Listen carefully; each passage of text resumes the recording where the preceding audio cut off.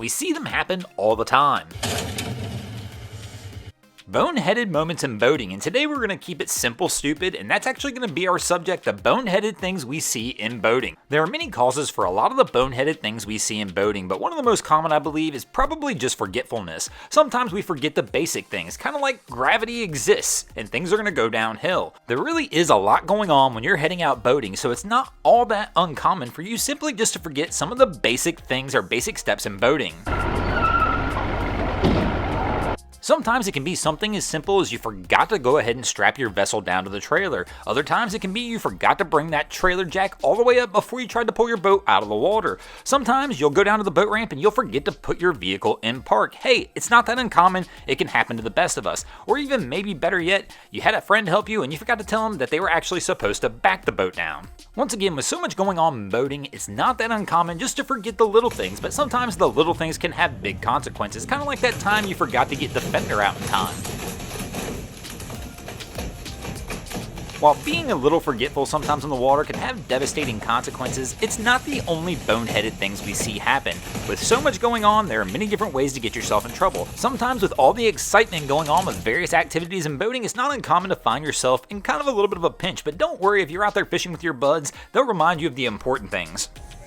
Grab the fish!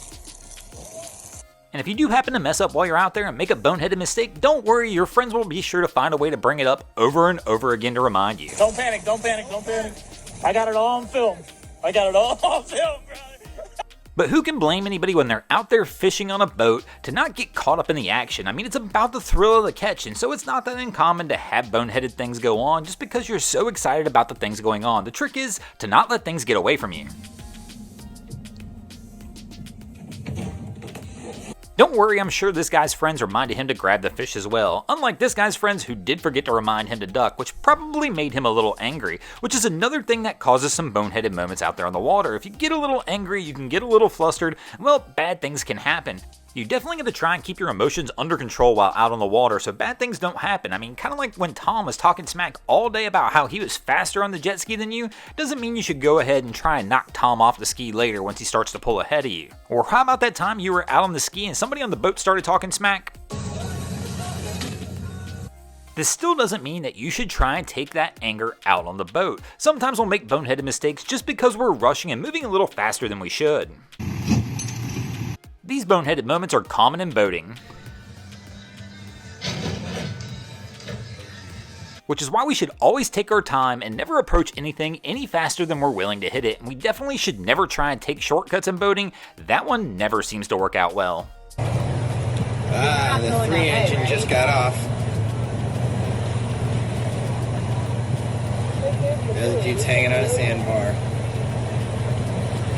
Yeah, look at him. I'll zoom in for you, Bronco. Rushing when you're around the water or out on the water just typically leads to poor results, so whatever you're doing when you're out on the water, take your time. Make sure you chart your course correctly for the type of vehicle or vessel that you have. And you're definitely going to find out if you do that, you're going to get significantly better results than if you don't. And then of course there's always one of my least favorite ones, and that's when boneheaded moments happen at the negligence of others. You've always got to pay attention and watch out for others out on the water, because unfortunately you never know what the other boaters who are out on the water around you are going to do. Whenever you're out there on the water, you absolutely have to take into account everything and everybody around you, because one of the last things you want to happen is you go out there, not pay attention, and make a boneheaded mistake that could have serious consequences.